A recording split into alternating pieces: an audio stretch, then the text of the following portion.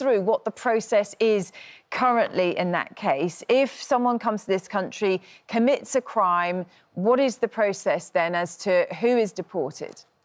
Well, usually someone who's had a sentence of over 12 months is automatically considered for deportation, and they will be deported at the end of their sentence. Now, this is quite important that it's at the end of their sentence. Government brought in new legislation this year to say that they can be deported after serving 30% of their sentence, as opposed to all of it.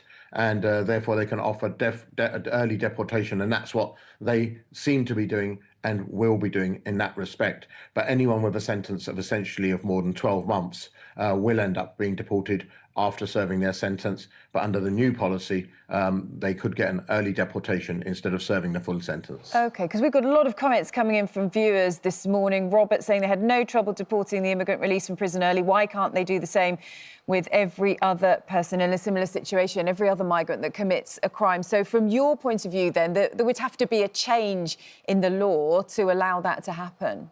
Well, there is a change, but immediately, to deport someone immediately, there would have to be a change in the law for that to happen, yeah.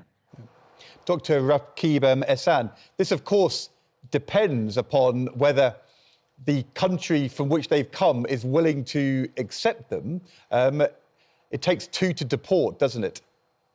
Well, I think that's why further down the line, the UK would be looking at striking sort of migrant partnership agreements to facilitate deportations.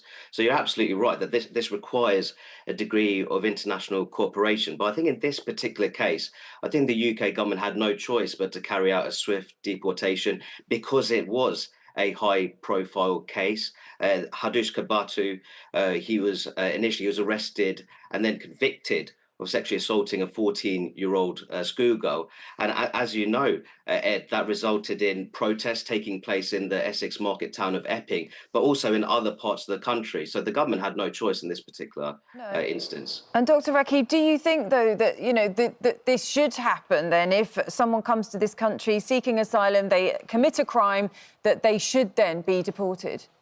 No, absolutely. I think that public confidence in the British state when it comes to matters of law and order is collapsing, especially when it comes to matters of immigration and asylum. So I think that if it's a case where a foreign national commits a criminal offence, I think that is grounds for automatic deportation.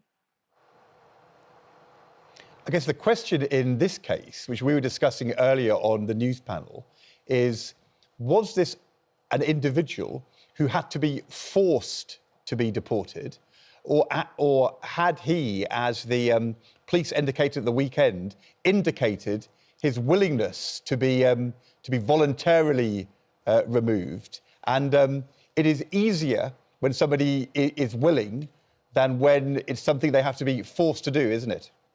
No, absolutely. And I think that what we have to, in my view, we need to have an effective deportations regime, irrespective of the willingness of migrants returning to their country of origin, or if they're not willing to do so. So I think that what we have to see, we have to look at how our human rights framework works. I think for far too long, it's ultimately prioritised the individual rights of foreign nationals, including those who have broken the law, over the collective security of law-abiding UK citizens. And I think that when it comes to the small boats emergency, we could talk about our relationship with the ECHR, but I think there's a great deal that we can do in terms of domestic legislation, in terms of having an asylum system which prioritises security and social cohesion.